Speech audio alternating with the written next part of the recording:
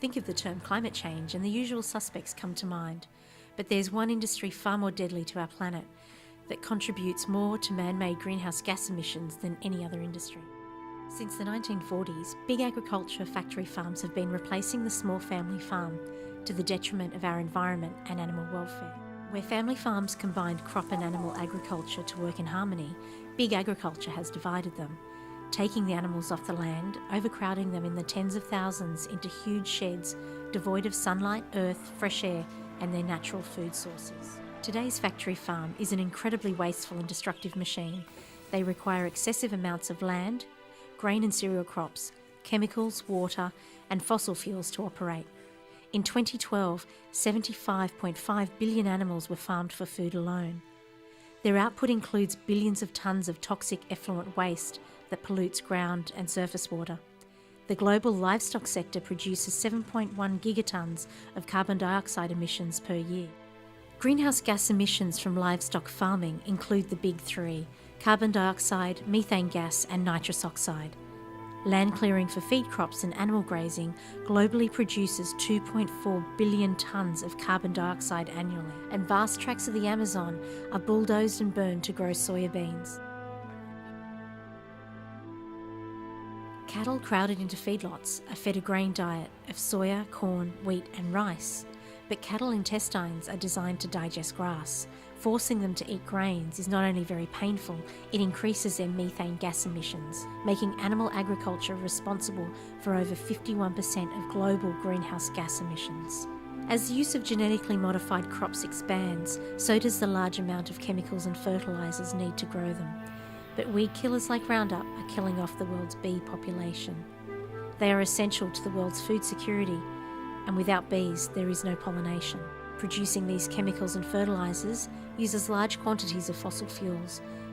Keeping animals in these dark, overcrowded, filthy conditions generates another problem for our environment: what to do with their waste. In the US alone, over 450 million tonnes of manure is generated annually. Approximately 1/4 of water used worldwide is used to produce meat and dairy. Grain-based animal feeds use 43 times more irrigation water than pasture-based animal feeds.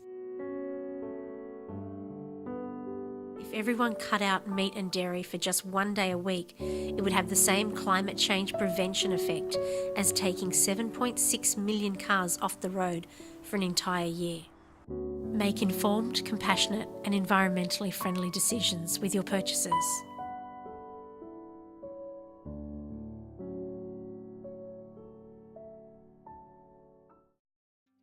Where do you come from? Whether you're from Australia, Tanzania, London, or California, where you're from generally says a lot about you, your family, your life, and your culture. Where you're from can become your identity. But what happens if where you are now isn't where your heart is? Does home have to be a point on a map? After all, isn't home where the heart is? Currently, I'm from Morisset, which is located in Lake Macquarie, where on paper it's definitely my resident address. I'm only seconds away from the largest saltwater coastal lagoon in Australia, and a 20-minute drive away from some of the most gorgeous beaches that New South Wales has to offer. Lake Macquarie is full of tiny little treasures, like its infamous kangaroo park that sees an abundance of new faces every day. It's a place that has offered me a copious amount of opportunities, perfectly located so a budding journalist can study, meet incredible people, and always get the latest scoop for an incredible story. But I still come back to the saying, home is where the heart is, and my heart will always be wherever my writing takes me, in places that let my imagination free and transport me all over the globe. When I think of home, I remember a young girl running through fields of canola on the outskirts of Cowra, a small town located in the central west region of New South Wales, known for its prisoner of war camp and Japanese gardens. I remember the yellow pollen covering my clothes and sprinkled all over my nose. When I think of home, I think of large bonfires that were accompanied by a night sky draped with constellations, the type you don't see as often up on the coast.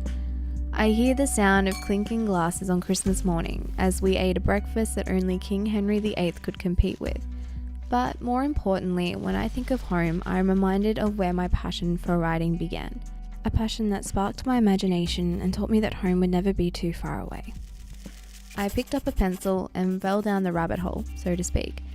I wrote many stories, all inspired by the people of the town, the idyllic countryside, and the occasional talking cow or two. One day I would be transported to Japan, surrounded by trees of cherry blossoms, where I'd be greeted by a geisha, who would dress me in Japanese garb and teach me the art of Japanese dance and how to use a fan. The next, I'd be a nurse, tending to injured soldiers from the prisoner of war camp whilst gunshots were ablaze in the background. Surely enough, my writing style has undergone some changes. Changes that I owe to growing up, moving away from Kara and finding my voice in the much bigger world. But even though my landscape has changed, myself included too, I always find a way back home. A home that isn't necessarily geographical. Writing will always be my home away from home.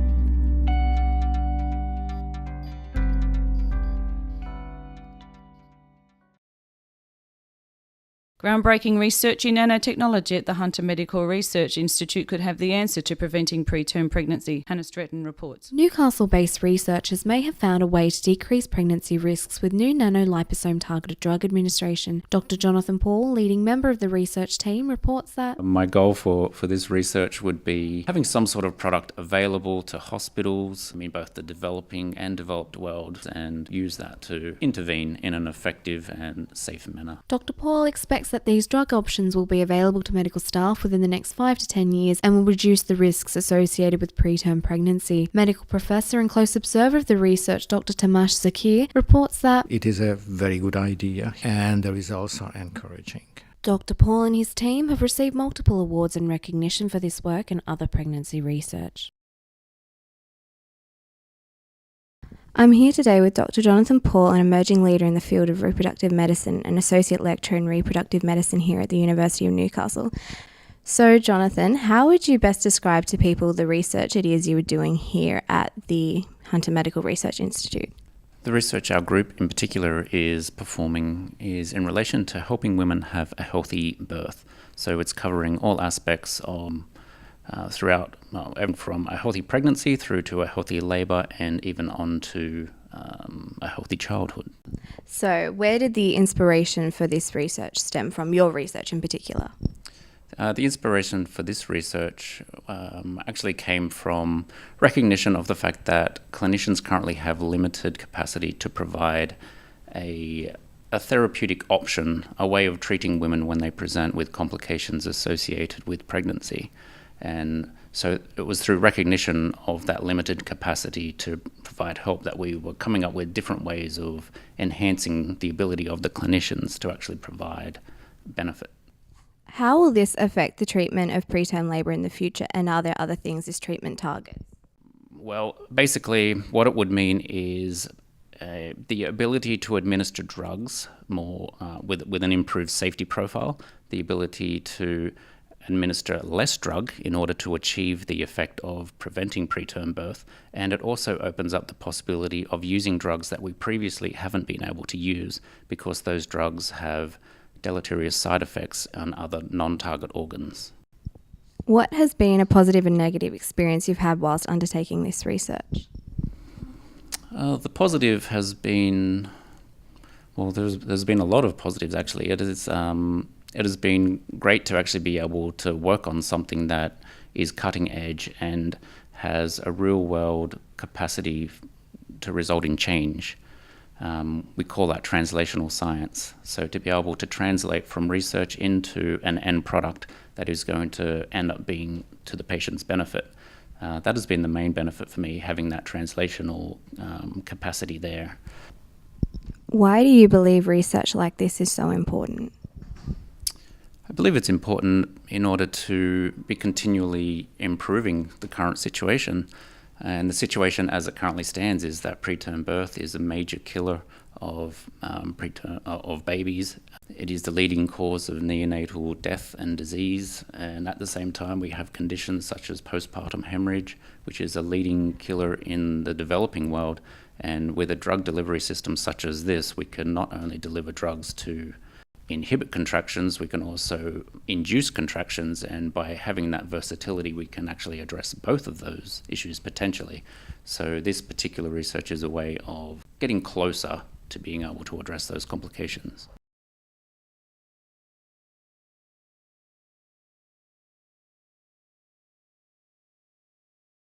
It follows this character Casey in his journey to, I suppose, discover his own identity and his place within that world. Because he is a straight, spoilers, he's a straight kid in this homosexual world. So he's trying to, he's struggling to be accepted by people like his parents, his peers, and those sorts of things. How would you describe your character's role in Do Your Parents Know You're Straight?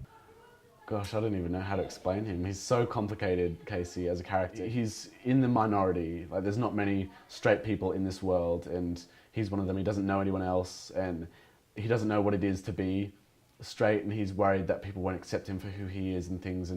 And so, as a character, Casey, I think, represents people in the LGBTQI+ community of our society. He's just kind of a voice for them, I think, in this show, yeah. Were there many challenges you had to overcome for this role? I think the struggle for me was trying to put myself in the headspace of being a minority. I've never had to come out or anything like that. I've never had that kind of feeling in my life. For me, I did a lot of talking with people who, have had to go through that and try and find their identity and their place in the world. And that sort of thing, so I could get a perspective on the character, because that was quite difficult for me. What would you like people to take away from Do Your Parents Know You're Straight? I'd really like people to leave just with a sense of enlightenment. I think the whole point of flipping the kind of sexes is that it allows people who haven't had experience with the themes in the show, they can, hopefully understand, because it's looking at it from a new perspective, like a straight person in a gay world as opposed to a gay person in a straight world, you know what I mean? So it helps them, I think, understand. I think I just want people to understand, I guess. Yeah. So I like to say the show is for the LGBT community, but also it's just for everyone, I think, to be able to gain an understanding. That's kind of what I want. I've done shows with this company before, with Eclectic, and I really enjoyed it.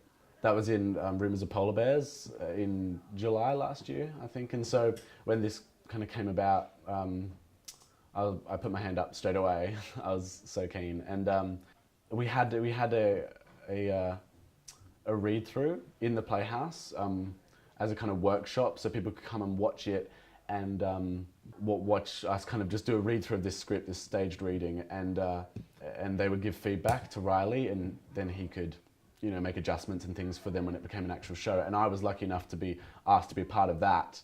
And so that's kind of how I got into working with the script. And then so when the auditions came out, I was kind of, I was like, yeah, I'm definitely re-auditioned for that. Mm. What's it like to play a lead in this production? It's really, really exciting, yeah. Also quite terrifying because a lot is resting on my shoulders, and I have like a lot of lines to remember and all those sorts of things, but no, it's really good fun. I'm enjoying it. How would you describe your character's role in Do Your Parents Know You're Straight?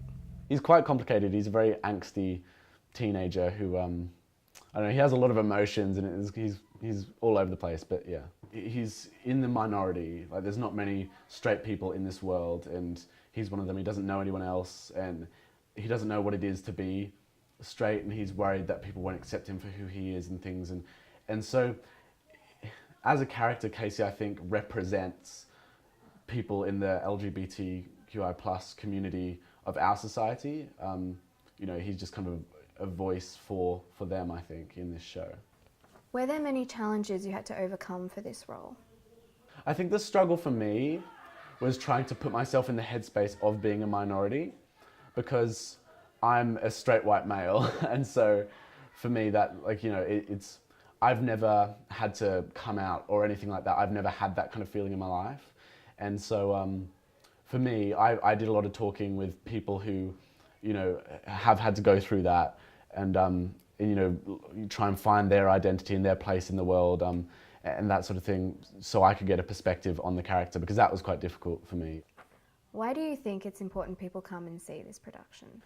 This story of Casey, his journey is one that thousands of people have had to take themselves. But also, on the flip side of that, a lot of people know nothing about it.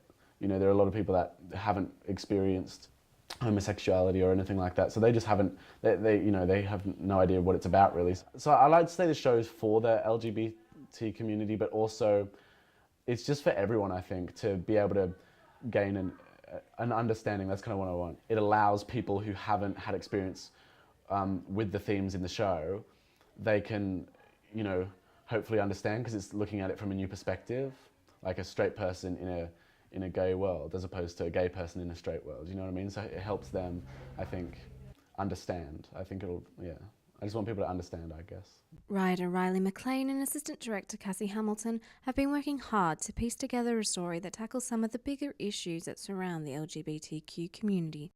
When all you've ever known gets turned upside down, how do we navigate the world? Do Your Parents Know You're Straight has the answers. The play follows Casey, a straight adolescent male who is trying to navigate a world where homosexuality is the norm and overcoming the obstacles that come with that. In creating characters like Casey, played by Jack Twelvetree, audiences are encouraged to become more open-minded and aware of LGBTQ issues. Yeah, so I like to say the show's for the LGBT community, but also it's just for everyone, I think, to be able to gain an understanding. That's kind of what I want. Rehearsals for Do Your Parents Know You're Straight are coming to its end as the first live show nears, and Cassie Hamilton, director of the production, is eager to see all the hard work come together. I think it's an incredible show, and so I want to make it the best that it could possibly be and show everybody in Newcastle how good a show it is. And the themes are so important, and it's so important that those themes and those characters are represented. Playing at Newcastle's most prestigious theatre venue, it's expecting crowds over 100 will attend the first live shows. Audiences can expect the production to bring something new and progressive to Newcastle's theatre scene. Your Parents Know You're Straight plays at Civic Playhouse from the 3rd of May. Hannah Stretton, UON News.